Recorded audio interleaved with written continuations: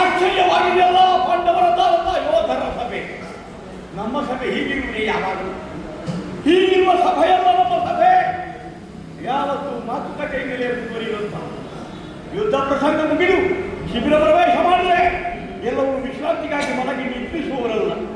ಪ್ರತಿಯೊಬ್ಬ ಯೋಧನು ಮಾತುಕತೆ ಯುದ್ಧತಂತ್ರಗಳ ಬಗ್ಗೆ, ವಿಶೇಷವಾದಂತಹ ಯುದ್ಧಗಳ ಬಗ್ಗೆ, ಮಂತ್ರಾಸ್ತ್ರಗಳ ಕುರಿತಾಗಿ, ವ್ಯೂಹ ರಚನೆಯ ಬಗ್ಗೆ ಸಂಭಾಷಿಸುತ್ತಾ ಕಾಲವನ್ನು ಕಳೆಯುವಂತಹ ನಮ್ಮ ಸಭೆ, ಈ ಸಭೆಯಲ್ಲಿ ನೀರವ ಮೌನವೇ ಆವರಿಸಿದೆಯಲ್ಲ. ಯಾಕೆ ಮೌನ? ಏನಾಯ್ತು ಈ ಸಭೆಗೆ? ಯಾಕೆ